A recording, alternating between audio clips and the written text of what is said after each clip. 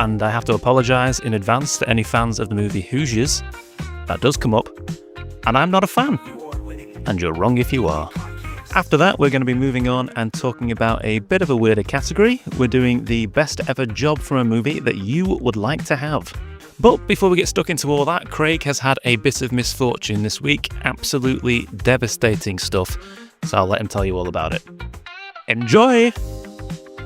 Okay, I'm very sad. I was on my way home and I rushed in, and then in the kitchen I dropped my phone, and then I pick it up and it's like, it'll be no big deal because I've dropped it 1,000 times, and nope, the 1,000th time killed it.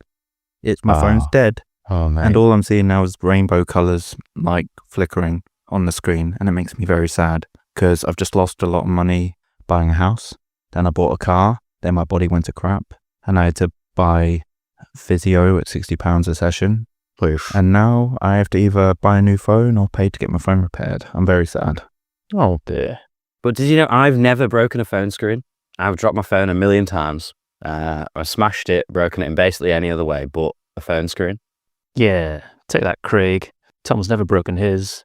You damn fool. No, but I don't know how I've done it, like genuinely. I drop my phone like 20 times a day and I've never done it. You've always had an iPhone, haven't you? Not always had one. My last few have been, but I haven't bought a new one in a long time. But the real tragedy of you breaking your phone is that you don't have your answers to today's podcast topic. I had many notes on my phone about sports films. Well, not that many notes because I haven't seen many sports films, but I had lots of notes about movie jobs because I was excited to talk about that topic because that's a topic I can be passionate about. Movie sports, not so much, but either way, my phone's broke now, so I can't access the freaking notes unless I go on Google and try and remember a password to a thing, to a thing, to a thing. Oh, you're a guy who doesn't remember passwords. Oh, wait, no, I'm in. Oh, he's in. He's in. He's a guy who remembers passwords. He just made this whole deal of it and he remembered his password. Right, disregard all that. Craig's not coming in unprepared. He's got lots of preparation, so I expect you to have lots of research ready, Craig, in that case. No, not at all. Right, we're doing best sports movie. I was bluffing. And I know you were. Who wants to kick things off? I think Tom should kick things off. Oh. Because I feel like out of the three of us, he's the biggest general sports guy. Yeah, so I am probably the biggest sports fan of the three of us, and like across a range of sports. But there's no good football movie, is there? Because you're a football guy. There is no good football movie. There's Goal. You seen Goal? Yeah, I do know Goal. Goal actually has an entire trilogy, Craig. Would you believe it or not? They're terrible. But I think the most known football movie is The Damned United with Michael Sheen. If anyone's ever seen that, It is fine. It's fine. You know what I mean? It's just like the most nerd. It's directed by the guy who did King's Speech or whatever. And Tom Hafer. Crucially, it's about Leeds United. And I fucking don't like Leeds United. So that one's out. That's not in the list. Bad movie. It's about Leeds United. Well, it's like I'm a Manchester United fan, like the United. It's like, don't make movies about Leeds United. Who the fuck wants to know about them? Do not take that out. For context, both Brad and Tom live in Manchester, UK. Leeds United hatred must stay in the pub. And the first thing you can do for me is to chuck all your medals and all your caps and all your pots and all your pans into the biggest flipping dustbin you can find. Because you've never won any of them fairly. You've done it all by blooming cheating. But to get started, I sort of wanted to get a couple out of the way. So I'm not choosing Rocky. And not because it's not really good, but because we talk about it every single week. So it's great, blah, blah. Right, we've done Rocky. I'll just step in there and go, Rocky's my choice for best one, but we don't need to talk about it. It just is the best sports movie. But we can move on. Well, it's just like, it could be the best, maybe it's a nomination, but it's sort of like, I'm fucking sick of talking about Rocky now. It's great. We all agree that it's great. Nodding heads. Yes, good. But I'm going to go for a different one. I don't know if you guys have seen this. And I think it has a different name in the UK, but I can't remember what it's called. It's called Ford v Ferrari. Oh, yeah. And that is a fucking really great good sports movie. Yeah, I think it came out, it did the thing that Live, Die, Repeat / Edge of Tomorrow did, where it had one title and then it changed its name halfway through. By the time it was out on DVD, it was called Ford versus Ferrari, but it was marketed as Le Mans 66, I think. Yes, I think I was going to say that because I did remember it might have been Le Mans in a year. And I think that is a problem because that as a title is meaningless. It's like Le Mans in a year and it's like, well, great, who cares? But Ford v Ferrari, it sets the stakes of what it is. It's like, it's Ford v Ferrari. Get on board, you know? It is a very good movie. It's very, very watchable. It's just a nice time. Yeah, it's so fucking watchable. And I think it does the thing, because I was trying to think of best sports movies. Like, this isn't my nomination, like, overall for the best, but just one that I thought was worth talking about, is that I think a good sports movie, I think the sport has to be integral to the story of the movie. Like, I think there has to be some sort of in-sport, like, goal that they're trying to, like, achieve. Like, whether they do it or not, I don't think really matters. But, like, there has to be something they're aiming for in the sport. Like, I don't think the sport can just sort of be there. Yeah, I know what you mean. Because Yeah. I think that, like then, to me, it's like a great movie with a sport in it, but maybe isn't a great sports movie. I don't know. But then second thing is that I think it has to make you get invested in a sport that you might otherwise not give a shit about. Yeah. And so Ford v Ferrari, I think, hits both those points, because it gets you really invested in the idea of this very specific rivalry between Ford and Ferrari about multiple Le Mans races. So it's like in a niche sport to begin with, like motorsport. And then, like, as sports go, it's like, obviously it's really popular, but as sports go, it's not as big as like football or, you know, the NFL or anything. And it's like trying to get you invested in a really niche rivalry that you probably wouldn't even be aware of if you were like a fan of Le Mans at the time. Like, it's like a story, but it's not like the big thing. But like, you get really invested in it, and you're like, you want them to beat those Ferrari bastards. The reason I don't like F1 generally is because to me it's less about the racer, the talent of them. It's about the manufacturing of the car. Yeah. Like, it's just who's got the fastest car wins. So to me, I don't really care about the person driving it, because if you give me a faster car, then I'll be faster than you. And I know that's not quite a fair view. I know, but just generally that's how I feel. Yeah. But Ford versus Ferrari manages to make you care about the manufacturers. It makes that Yeah. that is the sport. That is what it is. Yeah, and when I was sort of thinking about it, I was like, it's almost adjacent to like that kind of horrible genre of movie that's around at the moment, where it's basically like the CEO origin story drama. Oh yeah. Where it's like all about corporate dudes. And Ford v Ferrari is kind of adjacent to that, because you're like, I don't care about Ford. I just don't. But you sort of are invested in winning, I think, because they give you Christian Bale's character, which I don't remember the name of. But important, and you get into it. Miles And I think- something. Yeah, Miles something. He's a real guy, obviously, because it's sort of based on true story. Ken But Miles. yeah, it's good. As a dramatic ending, the actual racing scenes, I think, are good. Like, I think they do a good job of showcasing the racing, which is important for like a good sports movie, to showcase the sport properly. Because it's like, okay, it's not shot like it would be like on the broadcast, but it's really good. And another thing I wanted to mention about it is that, sort of separate from it being a sports movie, it is that if it's a fucking great dad movie. You know, like I was saying, it's really watchable. It's like, this movie is for dads. That and Top Gun if Maverick. you're not a dad, Yeah. yeah, like Top Gun Maverick, but it's like, I think modern blockbusters are so focused now on trying to like please everybody that they kind of like end up quite diluted, and they don't really make much of an impression, and they kind of like please nobody. Whereas like Ford v Ferrari is like, this is a dad movie, and you're either on board with that or you aren't. Sure. And it's like better for it, because there's no like concession to the non-dad movie crowd. Can you describe what a dad movie is? So I think you sort of have to describe it in vibe-based terms, I think. But to me, a dad movie is the kind of thing you have on in the living room while you're sort of doing something else. I mean, this is easy for me to say in mine, because my sort of kitchen and living room, my flat are the same spot. So you have it on while you're cooking, and you stop cooking to watch it with your arms folded and the TV remote under one hand. And you get really engaged in it. And that to me is a dad movie, because you're doing your dad tasks. I'm not a dad, to be clear, but you're doing your dad tasks, and you stand there with your arms folded, and you're like, good movie.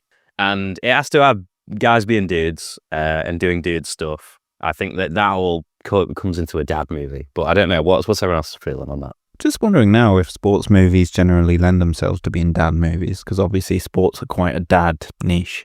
Yeah, I mean, sports are obviously everybody, but yeah, I think sports movies and dad movies do have a lot of crossover, because I think it's that a dad movie sneaks in its emotional arc under the guise of sports. So it's like, you're okay to like this movie even if it's emotional, which probably isn't hugely, but some sports movies are, because you've got the cover of it being about a sport you like. Yeah, that makes sense. Or fast planes in the case of Top Gun. Yeah, or fast planes are like just some cool, There's like some cool stuff. sort of Yeah. masculine adjacent shit in it. So yeah, so that to me is a dad movie. But yeah, I think it's just like, yeah, it's really focused in on being a great fucking dad movie, and it's like it's really long, but it like breezes past. We might end up cutting this, but my dad said something really weird to me the other day that was really on the nose of why a good dad movie is a good dad movie, and it's actually kind of depressing. But he was talking about the film Nobody. He was saying Nobody 2 is coming out, and he said, I really enjoyed the first Nobody because it's about a guy whose wife and kids think he's an idiot, and then he beats people up. I was like, Jesus Christ. Jesus Christ, That's the most on the nose depressing thing. Yeah, that's a repressed dad movie. That's the kind of thing someone would say to you as an insult, like, oh, you like that because of this escapism. But then he just said it flat. I was like, all right. It's like, yeah, I mean, if my family hates me and I'd love to beat people up. And I'm like, oh, shit. Okay. To be fair, Brad, I think in this regard you take after your dad, because if I remember correctly, when you first saw the trailer for the first John Wick film, you said, oh my God, this is my perfect movie, because somebody kills someone's dog and he goes on a rampage. That would be me. Yeah, it's the ultimate escapism, yeah. But I have a little element of shame about that, but my dad was just like, well, yeah, obviously that's why I like it, which to be fair, I respect. At least he owns it, yeah. But yeah, that's all dad movie adjustment. But that brings us to an important other category of movie, which is a Brad movie, which, if as the listeners will get to appreciate, over time you can very easily start to coalesce what a Brad movie might be. It's got a handsome man doing things. It's a handsome man doing things, and maybe revenge for an injured pup. Yeah, that'll do it. Speaking of ultimate Brad movies and a handsome man doing a sports movie, Moneyball is one of the best sports movies. I knew you were going to say that one. I put Moneyball in my list, and then normally I've got like a list of notes and things that I want to say, and in this one I just put, I'm just going to let Brad talk about this one. Moneyball's just the best. It's in my like top 3 movies of all time. It's always the best. I don't know why it's particularly. It just is. It's just it's Brad Pitt. He's really good in it. It's really like heartwarming. It makes me care about baseball, and I don't care about baseball at all. So that ticks that box of yours. Again, yeah, it's a big key part of it. And I don't know. I just think it's a good movie, really well made movie, and it's just a vibe. Yeah. It's got lots of entertaining, cool scenes, and Jonah Hill's really funny in it as well. His dynamic with Brad Pitt. There's just nothing I don't like about it, basically. It is a good movie, and I think it goes even one step beyond of making you care about a sport that I don't care about. Not that I don't care, I just don't know anything about baseball. It's not like really a thing in the UK. But Moneyball, like people, like that's made it to other sports now, and it has basically made sport worse. And the movie gets you invested in this idea that has basically ruined modern sport. And so it even does that, and you're like, in the movie that doesn't bother me. Whereas like when you're watching like modern like football or whatever, which has huge elements of Moneyball in it now, you're like, fucking hell, why has this nerd shit ruined my sport? But in the context of Moneyball, the movie, you're like, oh, this is great. He's changing the game. Yeah, because they make it about correctly valuing players and not fucking their lives up, basically, don't they? He got overvalued, so his life went downhill. Whereas if they could assess them correctly, then it'd be fairer. I think the main reason I like it, it's written by Aaron Sorkin, and I think the main reason I do like it is because it's really well written. Every scene's punchy and the dialogue's great, so it's probably mainly due to Aaron Sorkin that I really like it. But it's not that Sorkin. No, it's not too West Wing. It doesn't have like walk and talk. It's a few walk and talks, but not. Yeah, but it doesn't have that kind of like. It's not as like Steve Jobs. I would say is really Aaron Sorkin-y. Yeah, it has more of those like scenes where they're just like a big vocal sort of like one-on-one between like two people talking. But the thing is you don't know how to play first base. Scott? That's right. It's not that hard, Scott. Tell him, Wash. It's incredibly hard. Hey, anything worth doing is. And we're going to teach you. Go on, Craig. You throw one of yours out. I'm going to say Senna. Yeah. See, you remember Senna? You remember Senna? I do remember Senna. You enjoy Senna? You both enjoy Senna? Senna was my pick for overall winner. Oh, Tom, we always have so much crossover. I love it. And it was actually inspired by Craig watching it, because I think we're talking about my 2 pillars for a good sports movie here, is that I think it makes you care about something you're not necessarily invested about, like it gets you on side. I remember Craig watching Senna before me, and I'm like a fan of F1 and motorsport, and Craig is not. Mm-hmm.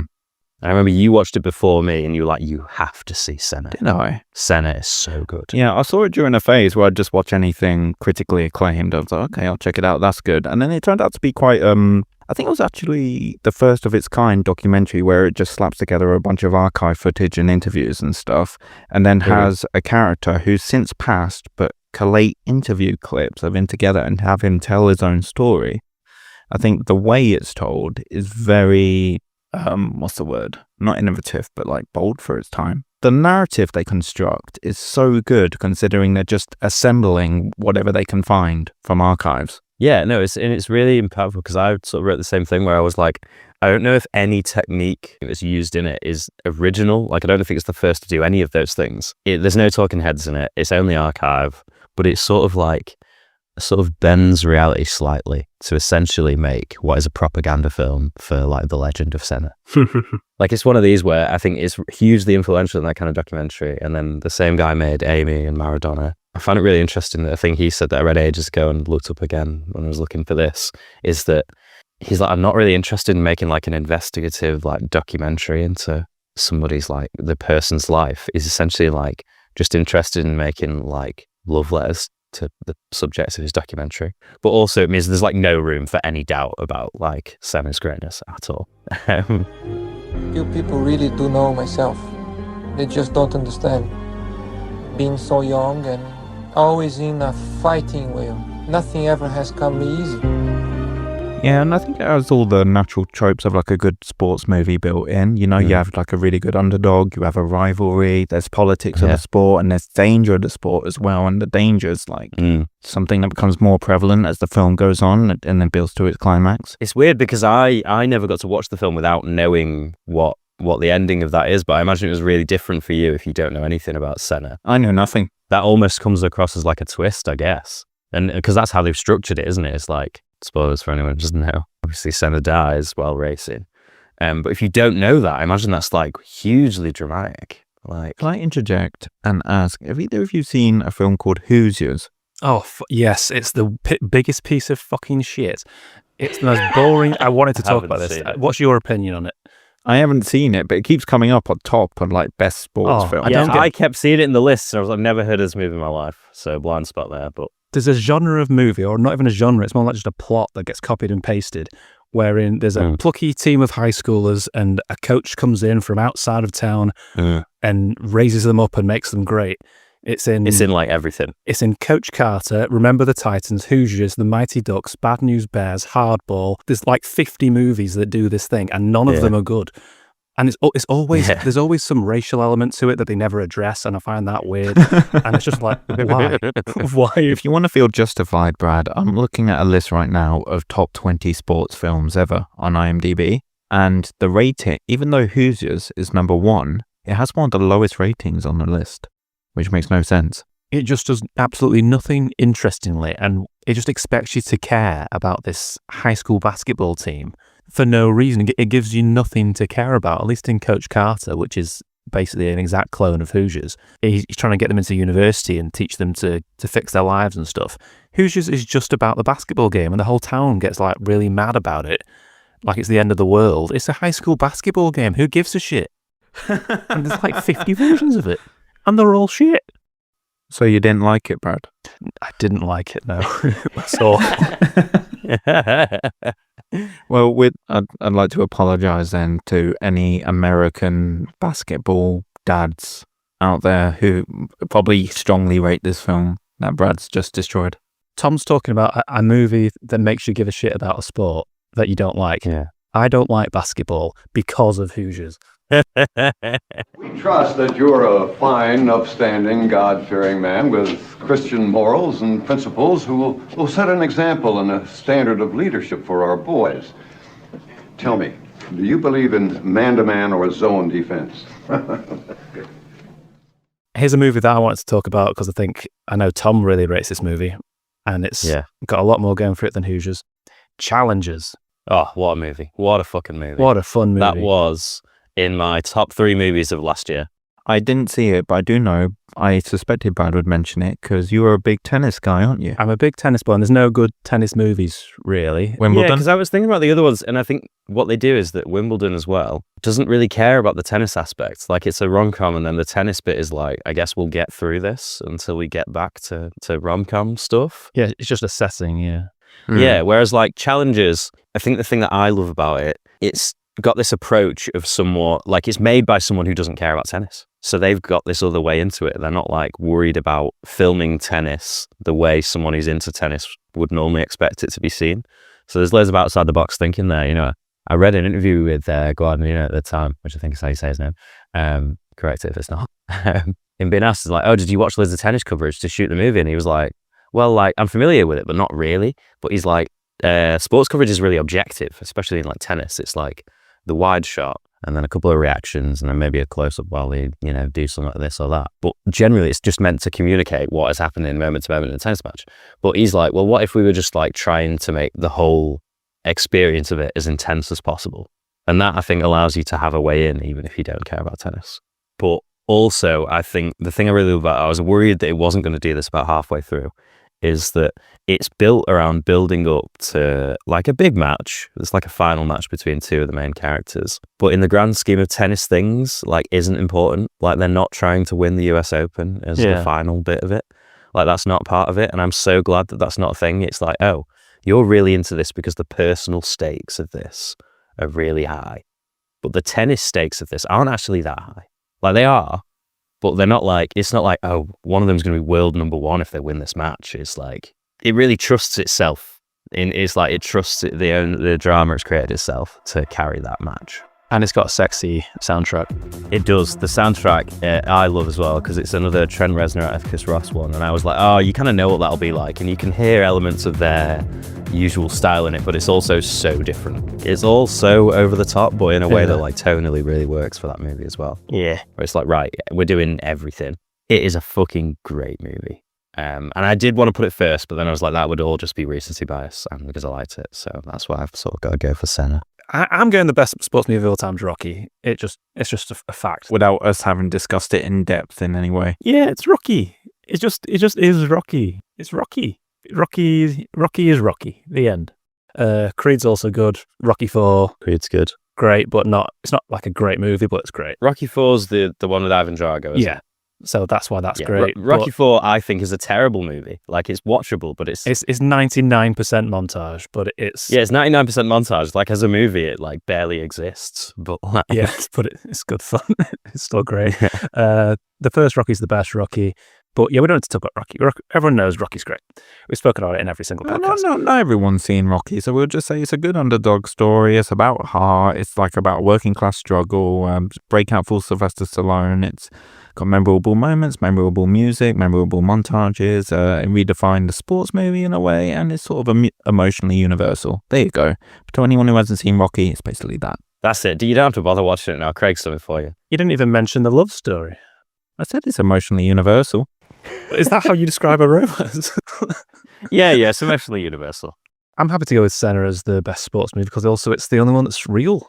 I think it's the first documentary we've given the win to as well. Yeah. I was sort of, for a moment, I was like, did documentaries count? But I was like, but it is also too good to not mention. Yeah, I think they count. It's a movie. And more than that, it's the winning movie by a vote of 2-1. Senna is the best sports movie of all time. Woo, yeah. I enjoy very much that driving with him because he was fast, he was consistent. He was, for me, a very complete driver.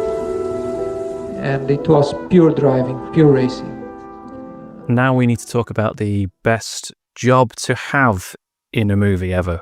There's a lot of episodes on this where Craig, especially, you will judge, say, the best car by how car washable it is. By how car washable it is, yeah. And this is basically the only thing I could think about in this category. Because I was like, maybe you want to be a Jaeger pilot in Pacific Rim. And then I was like, you know, because at least maybe it'd be fun. Everyone would think you were sick. The downsides are it's got high risk and terrible hours. But then I was like, when no monsters are attacking, do you have to wash the Jaeger? And like, I'm like, Craig's just like shifted my reality of what all these jobs are forever. I brought that up because Craig often likes to judge a category by how useful it would be in his life, how practical it would be to actually have the thing, instead of what we're actually normally trying to do, which is assess how good it is cinematically, how much it adds to the movie. Craig goes, I wouldn't like the Batmobile. It's too much hassle. To change lane would take too much effort. This one now, we are doing that. We are now doing what job you want to have. So, Craig, you can kick it off. Firstly, I just want to say I feel very laid bare right now. That's like my shtick that you've He just revealed boiled to it the- down 'cause to its it essence. doesn't feel as fun when you guys see it coming. But okay, I asked the same question to people at work to get their opinions, and can you guess what the response was? No. I assumed the Jedi or something, just the default, like, No, I gave them options. I said you could be a Jedi Knight, you could be a Ghostbuster. What job in a movie would you like to do? And keep in mind, I work in a warehouse. A lot of them said, "Do porn films count?" Jesus. But I feel like And that's one of them dirty jobs bastards. that's not good. Well, the thing is, you'd be like being a plumber is hard enough. well, I want to be the pizza delivery guy in the porn films. Yeah, but like, I've never it's not seen a one of good those. job. It's I've like, never have you ever one of those seen? movies. Have you ever seen like Louis Theroux's Weird Weekends where he goes and he's like talking to porn stars who work and stuff? Every single one of them is depressed as shit. Oh, yeah, but It's I a don't think terrible Craig's job. saying he wants to be, or that he's people at work want to be porn stars. They want the job. That they want to be the pizza delivery man.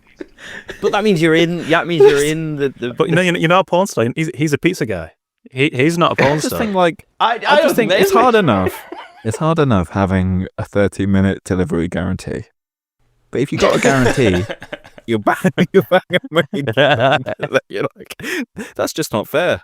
You'd be exhausted. You'd be fucking exhausted, and you got to deliver the next pizza. Like, Fucking hell. And how many times have you got it in you in a day? You know, like, 'cause it's a Friday night and you got to deliver a lot of pizza. And exactly. Like you'd have to advertise the job as like extremely, I don't know, extremely fertile and ready to go. On top of like capable of delivering pizza in an efficient manner. and that's an No. unsafe work environment. That's in this day and age. That's not on. That's not woke. in any day and age, you can't. It was never if okay. any job requirement ever says it should be extremely fertile, like I'm afraid. I'm afraid of that job. Do you have a genuine one, Craig? What's one of your choices? A genuine one. I quite like the idea of being in Harry Potter, Ron Weasley's dad studies humans. Oh yeah. Yeah, I like the idea of just studying humans because I am a human. That job would be a piece of piss for a non-wizard, which I am. So I would just report to wizard saying, "Oh, what's the function of a rubber duck? Oh, you just have it in the bath. It's See, that bit never made sense to me. It's like, why do you not fucking know that? Like, he is a human. Like, it doesn't make any sense that he doesn't know what a rubber duck is about. But that is like it's like a gap in the market almost. Like a human doing that job, it'd be the easiest job in the world. And I bet it's an academic job as well, so I bet it pays. Well, no, it's they're like really poor. security. They're really poor. Ron's family. They're really poor. It that's doesn't like a pay. whole Yeah. thing. Oh. Well, I guess you just have to do that job because you love it then, wouldn't you? Yeah, you'd have to be in it for the love of the game. Well, I had one that I was unsure of this category in many ways, but like I put being one of the X-Men on my list Okay. over Right. the Avengers because the Avengers you got like politics and responsibilities, whereas the X-Men you just kind of work at a school and occasionally go and fight crime. You got less pressure. But do I get powers? I assume that you have to be. Sorry, yawned as I said that, but I assume that you would have to have powers to be part of the X-Men. Oh, well, you see, one reason I didn't pick Jedi Knight for myself is because I don't consider myself very force sensitive. You don't get to, who's the judge of that? Me. You got to believe in yourself, Craig. Well, if you were in Star Wars, do you think you'd be force sensitive? Yeah, I think I'll be a Sith. Because you're very angry all the time. Yeah, I'd definitely give in to the dark side. I couldn't be a Jedi because you'd have to meditate all the time and be calm and you can't have relationships and stuff and it's all too much hassle. Yeah, the Jedi thing, being celibate, that is a terrible part. It's like you don't want that. And if you notice as well that there's quite a few old Jedi, so I can't imagine it as a good pension plan.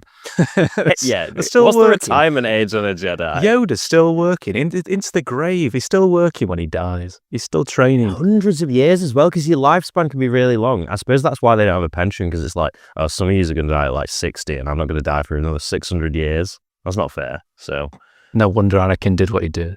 see, my only Star Wars job that I could think of, and maybe I have other ones, is I was struggling with this category because fundamentally, I've never wanted a job in my life. I am employed, and I've been employed for a long time, but you know what I mean? But like, I've never wanted a job in my entire life. I was very much looking for the laziest job I could find, like the most just like chilling in space kind of job. Like, Yeah. So I was like, what would that be? And I think, okay, if I was trying to pick one that's like an actual sort of job, if I could be like a pod race mechanic or something, I feel like that'd be cool. I feel like I can get into that. Like, you know, designing a pod racer. But you're living in building slavery, basically, aren't you? Well, minus the slavery. Okay, all right, we're out. I don't want to do slavery. You could be a pod racer, or- not or on be a Tatooine. slave. Be a pod racer. Yeah, on, pod racer, somewhere else. pod racer, but not a slave, and with a good pension. But all I could think of was, and I don't know what his job is, but I think it sort of counts, is I want whatever job R2-D2 has. And you've got to hear me out on this, is that he's always given important tasks, like some of the most important tasks in the galaxy.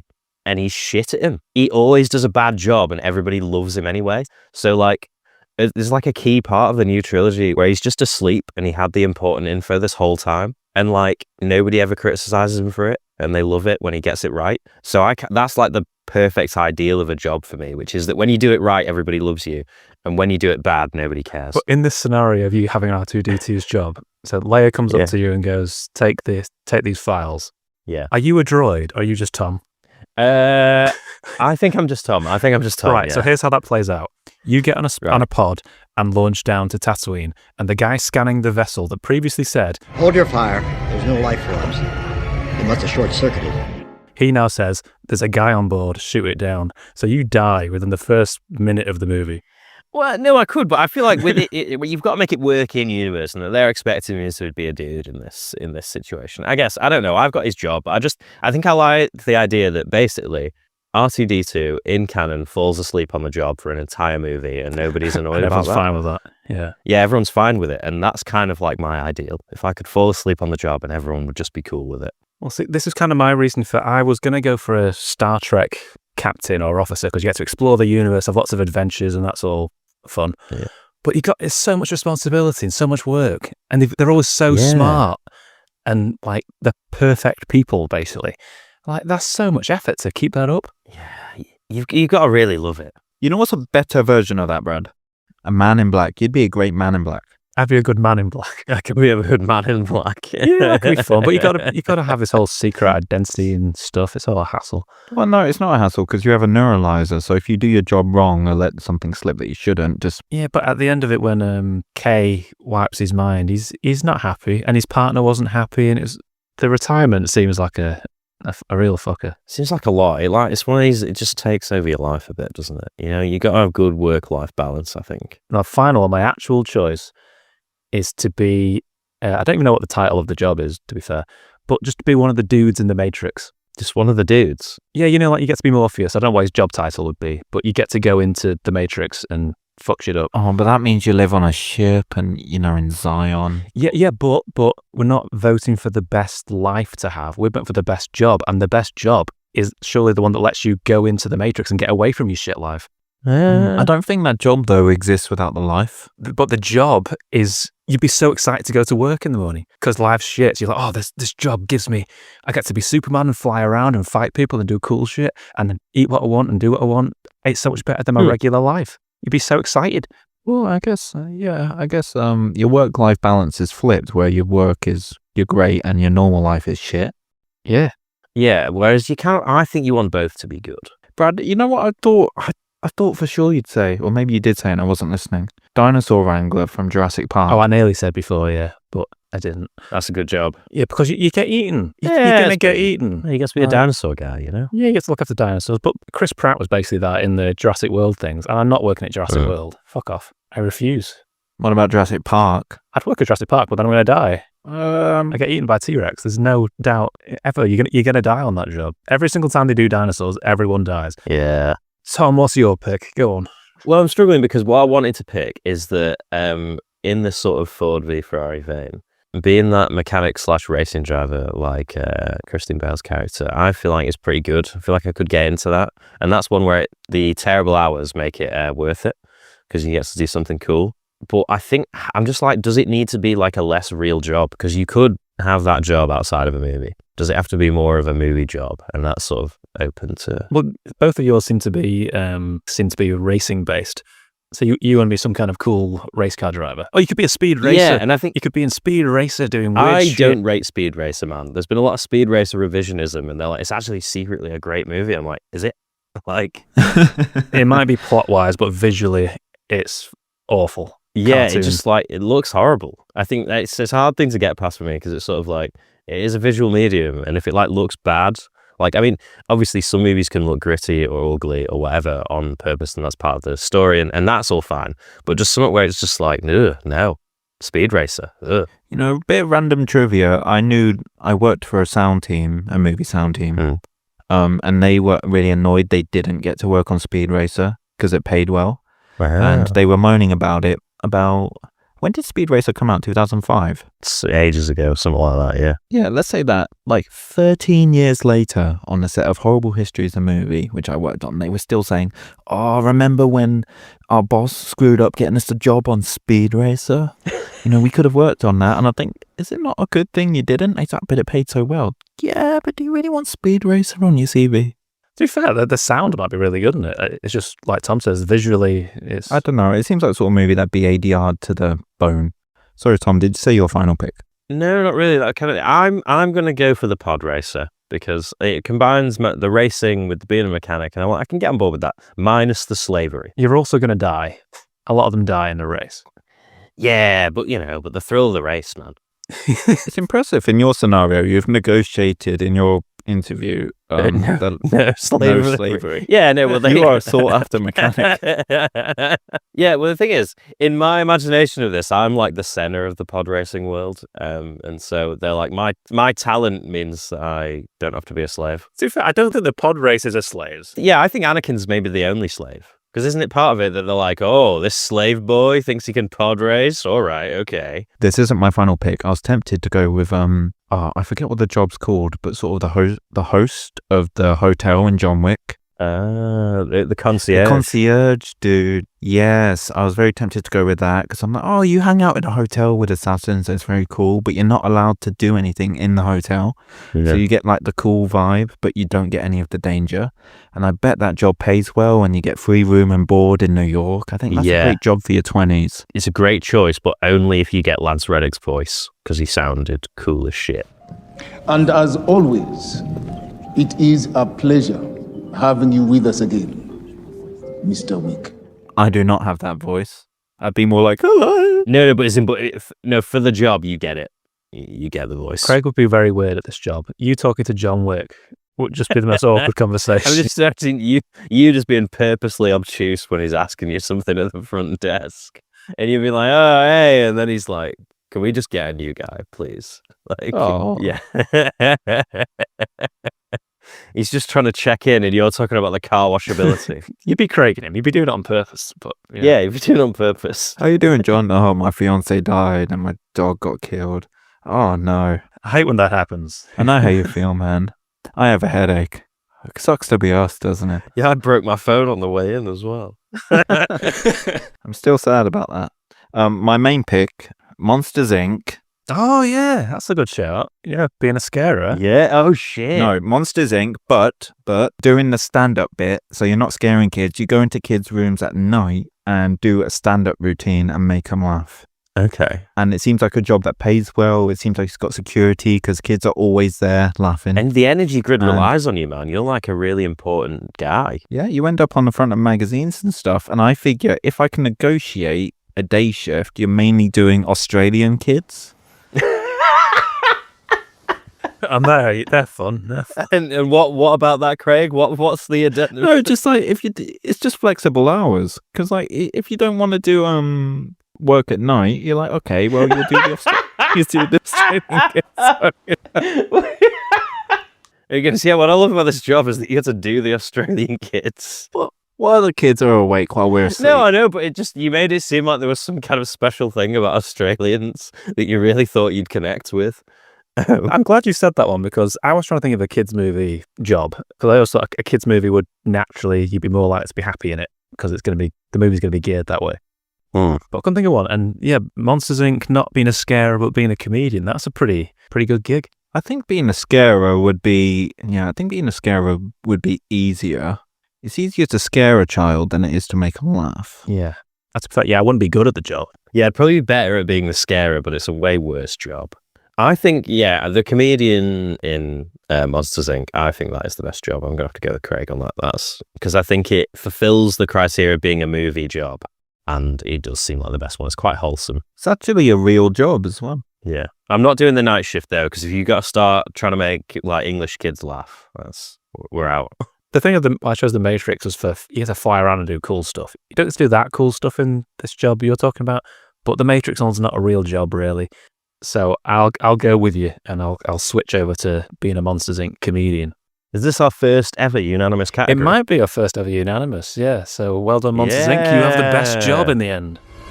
Hey, is this thing on? Hello, testing. Hey, good evening, how are you? Nice to see you. I tell you, it's great to be here in your room. Where are you from? Never mind, you're in kindergarten, right? Oh, I love kindergarten. Best 3 years of my life. Do you think we should start tallying like who's got the most, like nominated the most award-winning films? As in who's suggested the most films that have won? I think we absolutely should have been doing that this whole time. Well, this is only episode 7. It can't be that hard to work it out. I can go through and find it. I hope it's me. And then we'll have a competition, and at the end of the year, someone can win. Just whoever nominates Rocky every week. Whoever has the most award-winning films wins the award. The award-winning podcast award for most awarded films. The most award-winning podcaster. Yeah, or just the most correct. The most correct. You have the best taste in movies. You are the most correct person. You're the most right anyone has ever been. That will definitely make me argue more fiercely if we'd make it into a competition. Because I've let some shit slide on this podcast that I would not know. General Grievous' little bike thing winning best vehicle, for example. No, that was a glorious victory for a deserving winner. The thing is with that, Tom has a way of selling things. It's like when who else was really tempted to watch Jumper after he went on a thing about how it was the worst film for a 12-year-old? Yeah. Being sleep deprived and Tom, delirious. when you get passionate about something, you sell it. In looking through Jumper for clips to put in the podcast when editing it, I basically did have to watch Jumper. What was the verdict? It's only 90 minutes long. Oh. So I was like, it can't be that bad. A 90-minute movie is never that bad. If Jumper was 2.5 hours, then yeah, that would be a arduous watch. Yeah, it was sick. Was it any good? I've not seen it since I was 12. I was arguing purely on nostalgia and passion. I don't think it deserves to be in the category of worst ever movie. But it's just so nothing, isn't it? It's just sort of like... It is nothing. You know what's nothing? Hoosiers. That's a movie that should be in the worst ever movie category.